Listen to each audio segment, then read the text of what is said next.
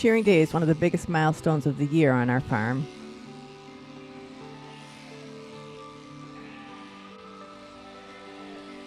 We raise sheep for their wool, so everything we do all year round is focused on producing the kind of fleece handspinners dream about.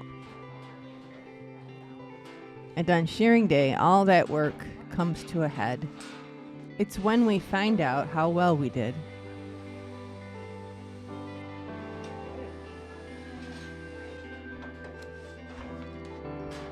A well-sheared fleece needs to be clean, strong, and intact. No breaks, no scurf, and as few second cuts as possible. Second cuts are little short pieces made when the shearer goes over the same spot twice. They add waste for spinners, so we try to avoid them. The other challenge is moisture. If the fleece is damp, the clippers bog down. That creates uneven cuts or worse, wool left behind on the sheep. So the ewes don't go outside in the morning. We wait to send them out until after shearing is finished.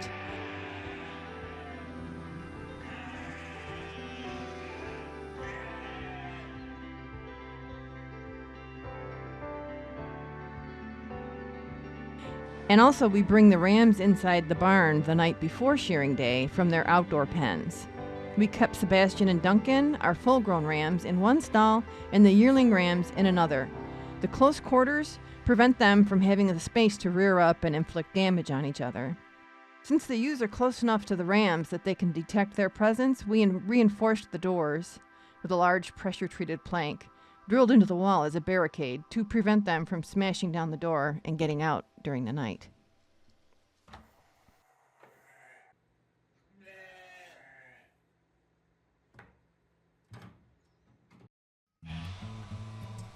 We sheared later than usual this year, June instead of April.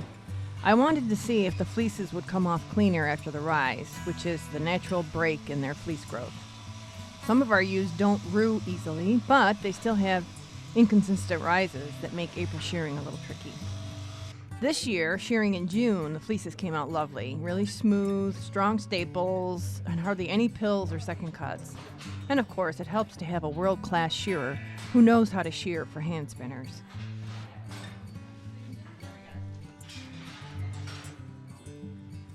While Aaron finishes shearing Susan here in the foreground, in the background you can see we're running sheep through the system that I have already rued that do not need to be sheared. So that's going on in the background while he's working on taking this spectacular fleece off our ewe Susan. She's a spotted Morat ewe. Beautiful fleece.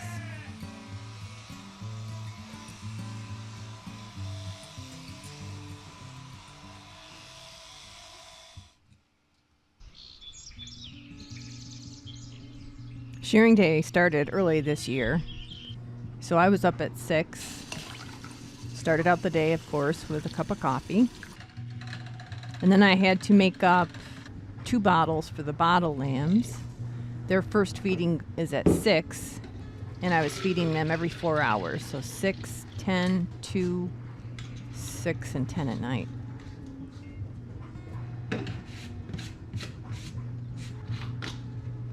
Put the bottles together, make sure there's a good seal. And then I like to feed myself before I go out to take care of the animals. I feel like if I don't have the energy to do the work, then it's pretty pointless.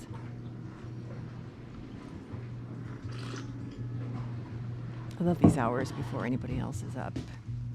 Just kind of by myself, and it's quiet.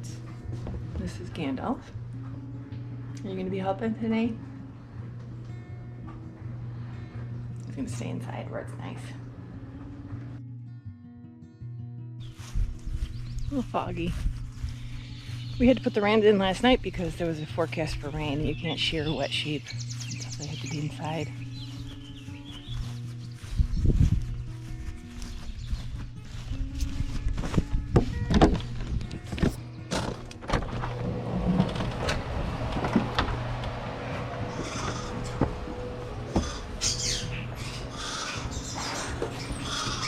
Come on in. Are you hungry? Yeah.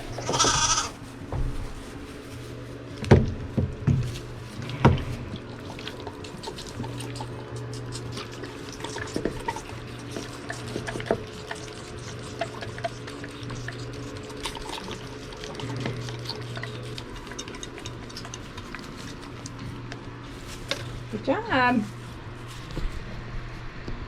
That's it.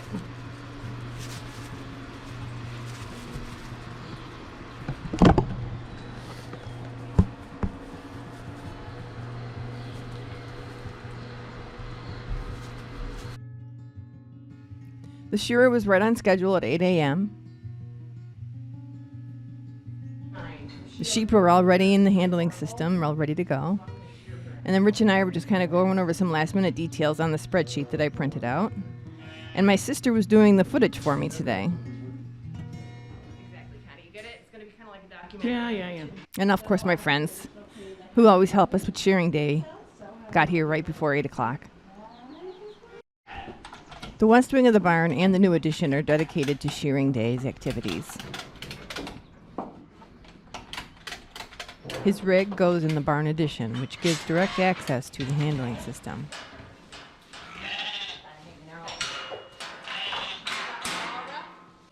Once the sheep are loaded into the chute, I create the exit path back into the main barn.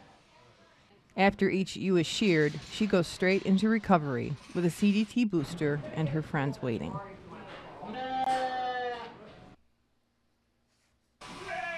I work inside the handling system. I remove coats once they're in the chute. I never take the coats off before they get in the chute, just because the other ewes will jump on our clean fleece and get it all dirty and muddy.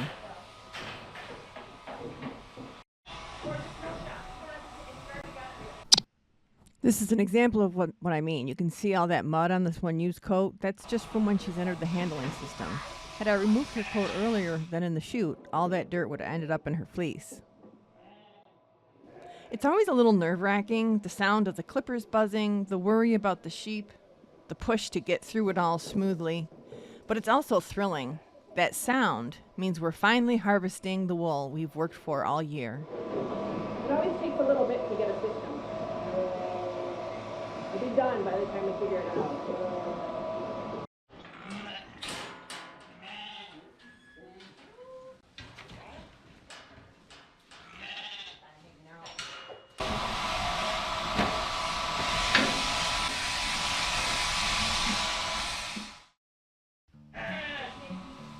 I was very fortunate to have 4 people help us this year with shearing.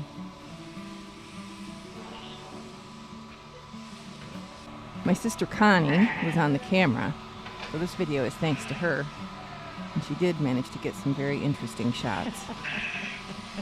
Oh, that's a good shot right there. Oh yeah. Jenny's got a lamb coming up. Rich was responsible for taking the sheared ewes from Aaron, giving them their CDT shot, and then releasing them back into the flock.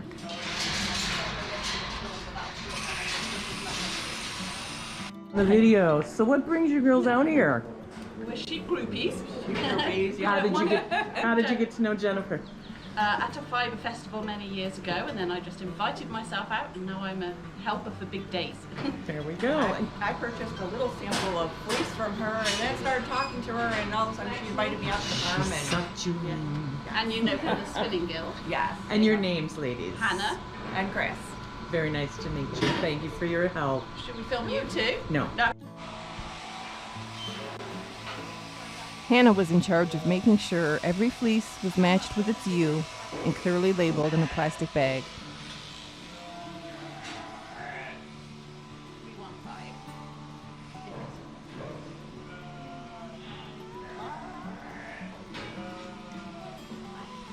5. In this portion of the process. I'm an admin lady, generally, it's my duty, so we have a list of all the sheep, who's getting shorn, who was already rude. So as they come through, I'm checking off. Jen likes each fleece individually, so each fleece has its own bag. The year that the fleece is from, the ear tag number, and the name of the ewe. And so when the ewe has come through, then I'm making a check mark on my list, and then the fleeces are going into the barrow to your right. And by the end of the day, that'll be mounted. You need help? Adding another one to the pile, and I'm just tying one of the 2 sets of flaps so nothing comes out. And now Chris already told me the ear tag for the next sheep that's just being shorn, so I can get the next label ready. And Chris, what is your job at this point in the process? Keeping fleeces, sweeping. Keeping the cleaned shearing up. floor. Yep. Very I nice. get to hold the fleeces. Somebody's got to do it. Somebody's got to hold those fleeces. I'm sorry, they find this one, you said 14, so then And Chris, who was a spinner herself, picked up each fleece, handed it to Hannah, and swept the board clean for the next sheep. love it.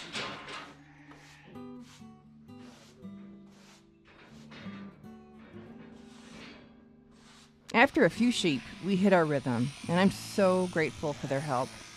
It's a big day, and it takes a team.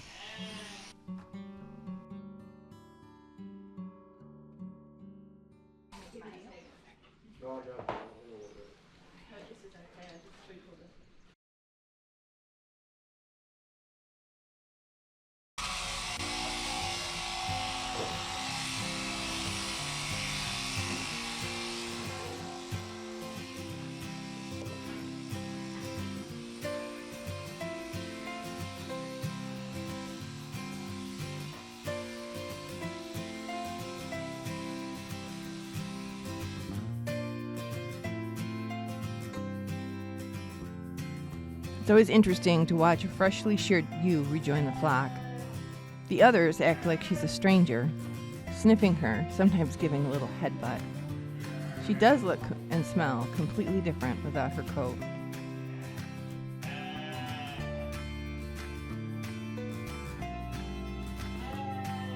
All the spring lambs and their mothers were put in this enclosure on the east side of the barn. I already rued all the mothers, so they didn't need to get sheared. And they had gotten their CDTs before the lambs were born, so that some of that good medication could transfer over to the lambs.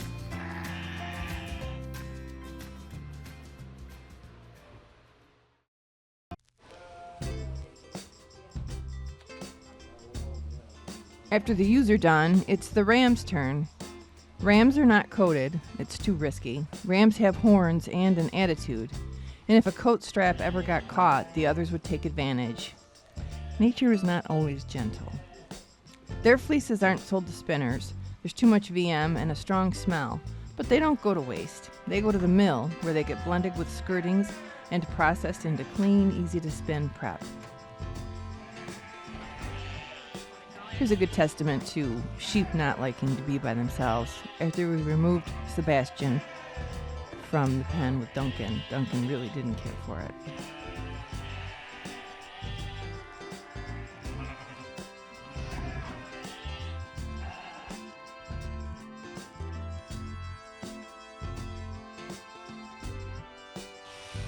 This is Sebastian getting sheared. He's a gray catnugget spotted ram. It's really good fleece.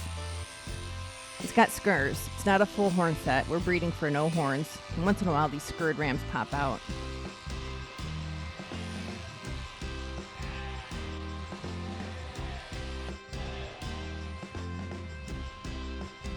I've got Duncan here on deck, and I've learned with handling these sheep the easiest way, because they're shorter, is if I straddle them and hold my knees up against their front shoulders. That kind of immobilizes them until I'm ready to work with them.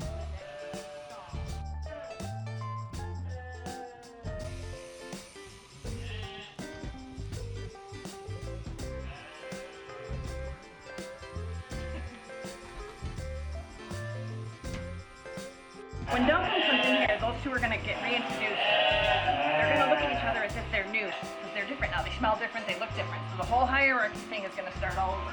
We're going to leave them in this small pen for a few days for them to work all that out.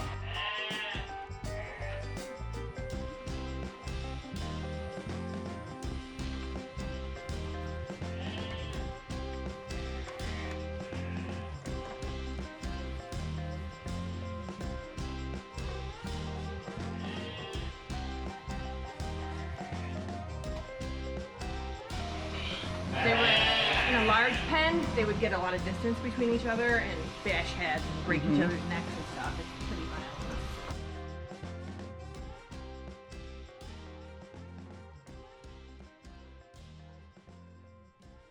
So we've moved on to the yearling pen. Trotter just came back in from getting sheared, and you can see Earl Brown is getting used to him. He's smelling him. He's sticking out his tongue to get another way to smell that new sheep that's in the pen. It's what they do.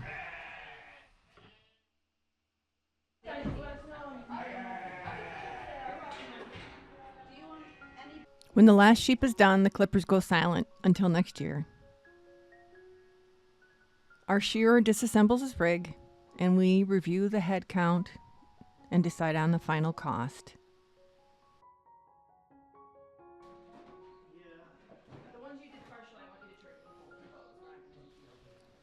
Then, and only then, we take some time to chat for a bit about festivals, other farms, sheep stuff, but only after the work is done and the sheep are out on the pasture.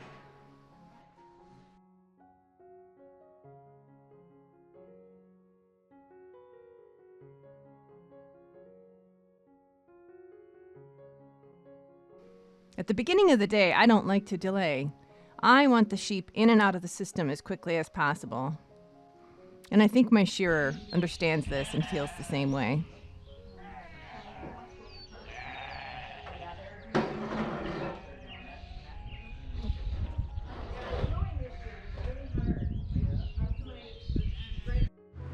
So shearing is finished for 2025. Got all our fleeces harvested. I still have a few ewes I want to get rude, but we're almost done. So that means summer officially begins here. I feel so much relaxed and relieved, like a burden has been lifted from having it done. Everybody looks really good. So a couple takeaways from shearing in June. Number one is the shearing went a lot better in terms of getting the wool off of the sheep. So in April, when we normally shear, there's a rise still happening, and sometimes that interferes with the clippers, so we didn't have that this year. All the fleeces came off beautifully. We'll see how they look when I skirt them, if there's going to be that little pad of between the new growth and the rise, but at least the sheep look really great and very minimal cuts or nicks or anything, so that was awesome. The second takeaway is, the scheduling was kind of screwed up. I have a festival this weekend, so it's a lot to do shearing and then something else back to back. The heat was kind of a factor. The last 2 days have been really hot, and I've been uncomfortable watching the sheep with their coats on and all that wool. Third takeaway is, I don't know if I could have done this without my friends. So this whole enterprise really relies on so many people, and not just me and Rich, but friends, family, the support of my kids, just everything. And this day is a confirmation for that, because it's so much help and so much support that it's really spectacular. All right, so now I have to just clean up everything, get these fleeces somewhere that they're not going to get too dirty. I'll probably put them in the back area where the root fleeces are. I need to do skirting, get everything weighed and measured and put up on the website, get ready for the auction. Finish ruing a few ewes. There's still a couple out there that need ruing. The rams are going to stay in these little pens for a couple days until I get back from the festival, when Rich and I can tend to them, monitor them more carefully when we put them back out on the pens. So I just have to tidy up in here, and the shearing is officially concluded for 2025. So thank you so much for watching this video. I hope you enjoyed it. If you have any questions, drop them in the comments. It takes me a little bit to get to comments because this is a very busy time of year, but I do the best I can, and I do read them, and they're important to me. So I appreciate you sharing your questions and ideas, feedback, criticisms. I love it all. So I really appreciate it. Thank you so much. Hope you enjoyed the video. I hope you can come back soon.